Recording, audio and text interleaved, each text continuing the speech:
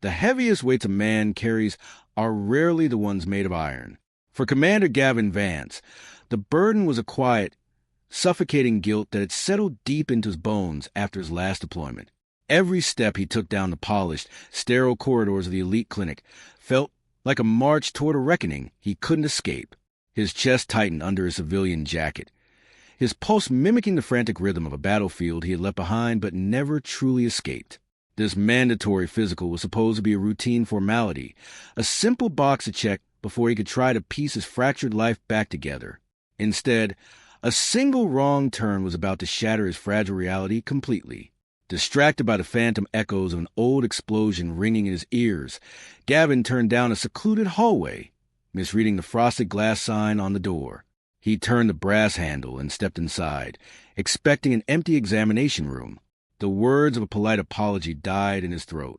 A woman stood near the medical table, her back turned to him.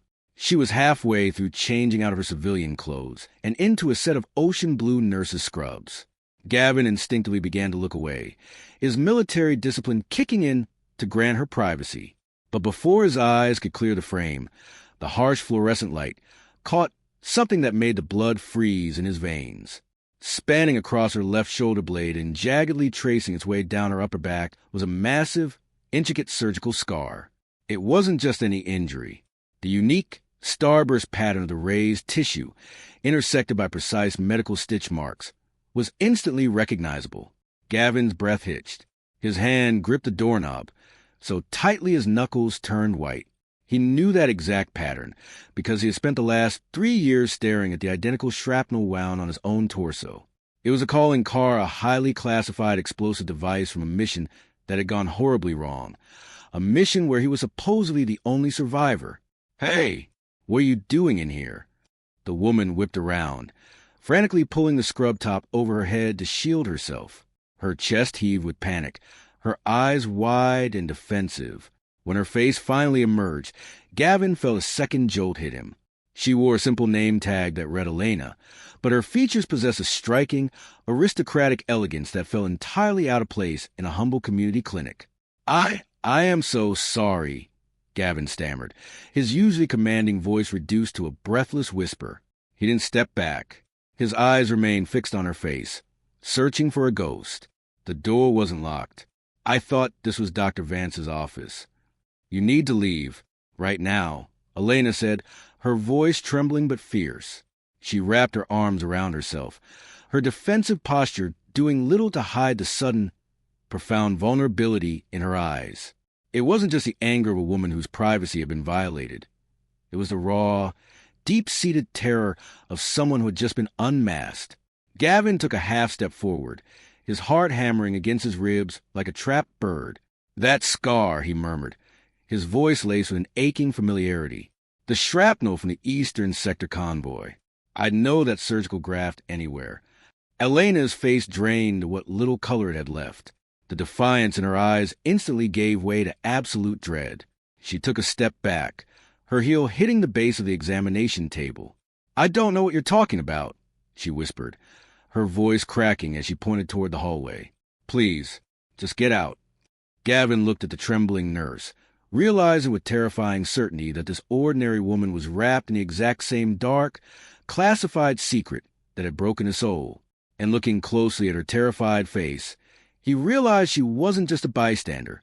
She was someone who should have been dead. The phantom ache in Gavin's own chest flared as he stared at the trembling nurse, convinced he was looking at a ghost. He backed out of the room as she demanded, but the image of that jagged starburst scar burned behind his eyelids. For 3 years, the military had told him his entire support convoy was wiped out in that Eastern Sector blast. Yet here she was, working under a simple plastic name tag in a quiet city clinic. Gavin couldn't let it go.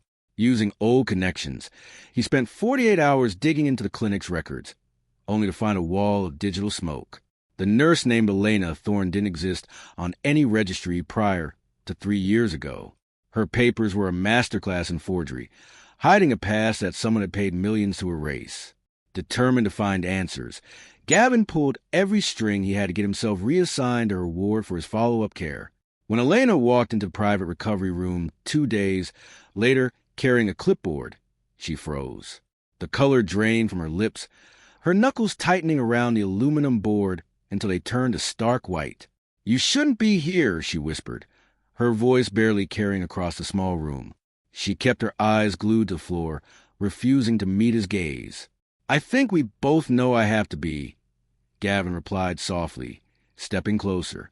The commanding authority that usually defined his posture softened into something gentle, almost pleading. "I know where you got that scar, Elena, because I'm the reason you were in that convoy." The clipboard slipped from her fingers, clattering loudly against the linoleum floor.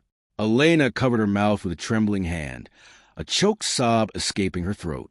The fierce, defensive wall she had built around herself instantly crumbled, leaving only raw, exposed pain. Gavin reached down, picking up the board and placing it on the table, giving her space but refusing to walk away. "You were the covert volunteer medic," Gavin murmured, the puzzle pieces clicking together in his mind. "The one who threw herself over the radio equipment when the first mortar hit. We thought everyone in that vehicle died." "I was supposed to," Elena whispered, tears finally spilling over her lashes. She looked up, her striking eyes filled with an exhausting weight. "My father made sure the world thought I did." Gavin frowned, confused by the mention of her family. "Your father?" Elena leaned against the counter, her shoulders slumping as if a heavy armor had just been stripped away. "Julian Thorne, the CEO of Thorne Industries." The name hit Gavin like a physical blow. Julian Thorne was a billionaire defense contractor, a man whose massive wealth was built on the very weapons and technology Gavin's unit had spent years protecting.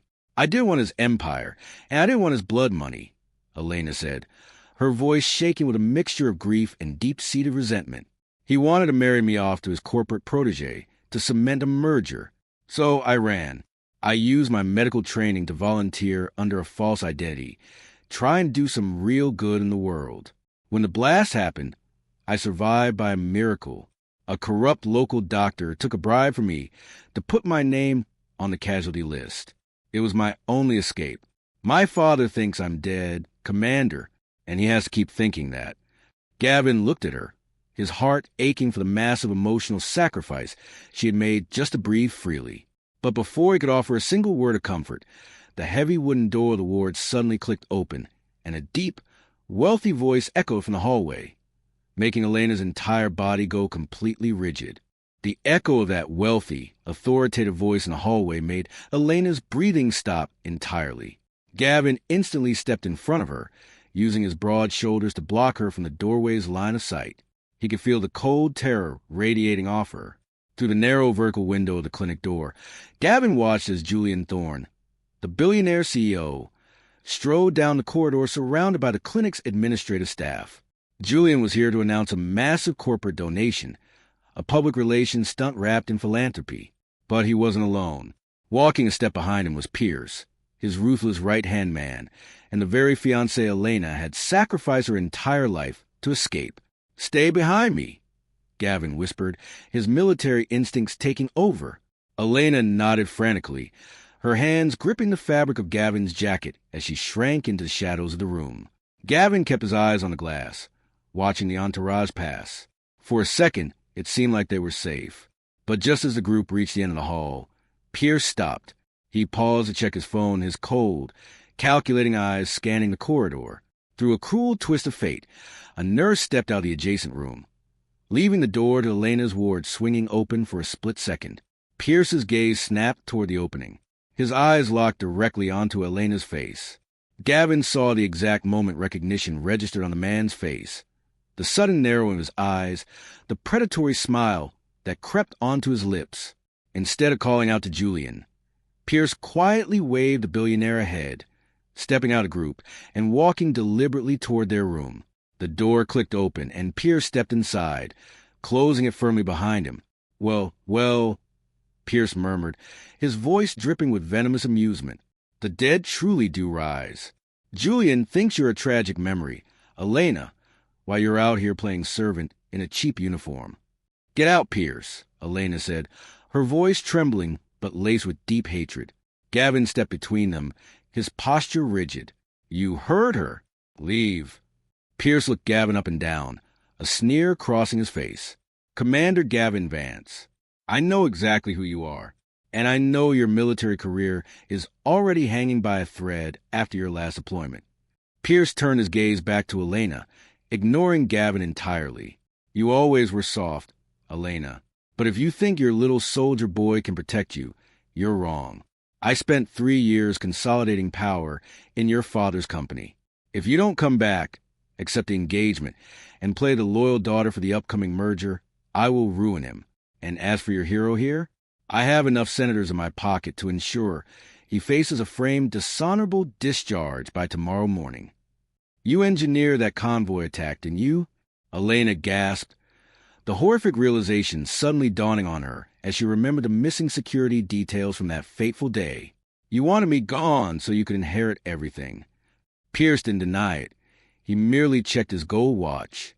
Believe what you want. You have until tomorrow night at the anniversary gala to make your grand reappearance. If you aren't standing by my side on that stage, I will destroy everyone you care about, starting with him. He turned and walked out, leaving a suffocating silence in his wake. Elena sank into a chair, her face buried in her hands as silent tears racked her body. Gavin knelt beside her, fiercely promising to fight, but Elena just looked at her with eyes full of devastating defeat. The next morning, Gavin arrived at the clinic early, determined to build a plan to expose Pierce. But when he walked into the ward, Elena was gone. The only thing left on the empty desk was her ocean blue nurse's uniform and a small, handwritten note addressed to him. The folded piece of paper in Gavin's hand felt heavier than any weapon he had ever carried.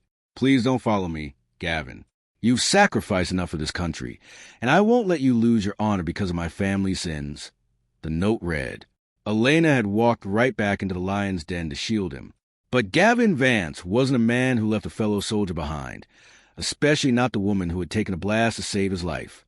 Instead of backing down, Gavin spent the next 12 hours working frantically with an internal investigator from Thorn Industries, a man who had long suspected Pierce of corporate espionage but lacked the leverage to prove it. Together, they unlocked the encrypted logistical files from 3 years ago, uncovering the digital fingerprints Pierce had left when he intentionally stripped the security detail from Elena's ill-fated convoy. The grand ballroom of the Thorn corporate headquarters was a sea of glittering chandeliers, silk dresses, and champagne flutes.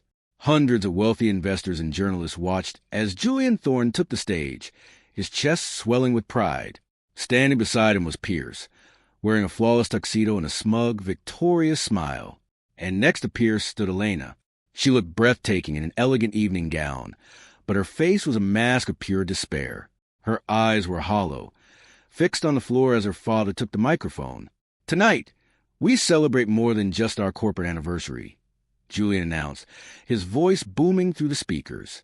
We celebrate the miraculous return of my beautiful daughter, Elena, who has agreed to bless this company by uniting with my trusted partner, Pierce. The room erupted into applause. Pierce reached out, his hand wrapping tightly around Elena's waist in a public display of ownership. Elena flinched, her knuckles turning white as she squeezed her eyes shut, swallowing the bile rising in her throat. She had sold her soul to keep Gavin safe. Suddenly, the heavy double doors at the back of the ballroom swung open with a loud thud. The applause died instantly. The crowd parted as Gavin marched down the center aisle, wearing his pristine, metal-adorned USMC dress uniform. His boots clicked sharply against the marble floor, his gaze locked entirely on the stage. Security! Remove this man! Pierce shouted, his composure instantly fracturing as panic flashed across his eyes. Stand down! Gavin's voice echoed, carrying the absolute authority of Commander. He didn't look at the guards moving toward him. Instead, he raised a military-grade remote device and pressed the center button. The massive projection screens behind the stage, which had been displaying corporate logos, flickered and changed. In place of the company graphics, a series of classified military documents, bank transfers, and encrypted emails filled the screens. The evidence was undeniable. It showed a multi-million-dollar offshore transfer from Pierce to a foreign militia group, timed precisely 2 hours before the convoy attack. A collective gasp rippled through the elite crowd. Journalists immediately began snapping photos, the flashes illuminating the stage like lightning. Julian Thorne spun around, his eyes widening in horror as he read the data. "Pierce, what is the meaning of this?" The billionaire whispered, his voice cracking as the reality of his protege's betrayal began to set in. "It's a lie. He's fabricating it." Pierce yelled, backing away as two plainclothes internal investigators stepped onto the stage, flashing their badges. Julian ignored him, slowly turning his gaze toward his daughter. He saw the raw, agonizing pain in Elena's eyes, and for the first time in his life, the billionaire CEO saw the real cost of his ambition. He realized he had almost handed his daughter over to the monster who had tried to murder her. As the investigators grabbed Pierce's arms, the disgraced executive lunged forward, breaking free for a split second. His eyes flared with desperate, chaotic rage as he reached into his jacket, pulling a sleek silver object from his pocket and pointing it directly at the stunned crowd. The flash of polished silver in Pierce's hand sent a wave of panic to the crowded ballroom. But before he could even raise the weapon, Gavin lunged forward with explosive speed. He tackled Pierce to the marble floor, twisting the executive's wrist until the sleek handgun clattered harmlessly away into the crowd. Within seconds, the internal investigators and venue security swarmed the stage, pinning Pierce down and dragging him out of the hall in handcuffs. The room fell into an eerie, breathless silence, the glittering chandeliers reflecting off the shocked faces of the city's elite. Julian Thorne stood frozen, his hands shaking as he looked from the empty space where his trusted protege had just been, to the towering figure of the Marine commander, and finally to his daughter. The billionaire CEO, a man who had built an empire on calculated decisions, looked entirely broken. The heavy armor of his corporate pride completely collapsed. Slowly, Julian walked over to Elena, his eyes brimming with tears. "Elena, I had no idea," he whispered, his voice cracking with a vulnerability he had never shown before. "I thought I was securing your future. I thought I was protecting you. Can you ever forgive me?" Elena looked at her father, seeing past the billionaire tycoon to a lonely old man who had finally realized his mistakes. She reached out, gently placing a hand over his trembling ones. "True wealth isn't in a corporate empire, Dad. It's in the truth. I don't want a company, but I don't want to run anymore either." A month later, the storm had finally settled. Elena chose to step away from the Thorne family fortune, legally reclaiming her true name, but deciding to stay at the humble community clinic where she felt she truly belonged. Julian, deeply changed by the ordeal, stepped down as CEO and announced the creation of a massive, multi-million-dollar global foundation for wounded veterans. He placed the management of the charity entirely in Elena's hands, allowing her to fund the medical care of soldiers worldwide. It was a quiet Tuesday afternoon when Gavin walked into the clinic, no longer wearing his stiff military dress uniform or carrying the heavy burden of his past. He wore simple civilian clothes, his posture relaxed and at peace. Elena was at the nurse's station, writing on a clipboard, but she looked up the moment he walked through the door. A warm, brilliant smile lit up her face. Gavin walked to the counter, his eyes fixed on her.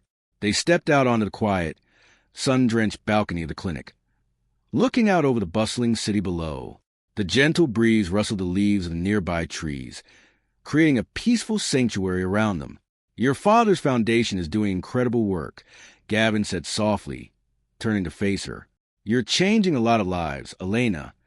"We are," Elena corrected gently, looking up at him. "I couldn't have done any of this without you, Gavin. You gave me my life back. Twice." Gavin reached out, his hand gently finding hers. The phantom pains of their shared past seemed to fade into nothingness as their fingers intertwined. "That scar used to remind me of my greatest failure," Gavin murmured, his voice thick with emotion as he looked into her eyes. "Now, it reminds me of my greatest blessing. It brought me to you." Elena leaned into his embrace, burying her face against his chest as his arms wrapped securely around her. The scars they both carried, both visible and hidden, were no longer symbols of tragedy, but badges of survival. Their beautiful new journey together proved profound truth to everyone who knew their story. True human strength is never measured by the armor we wear to hide our deepest wounds, but by our willingness to heal, forgive, and have the courage to love again.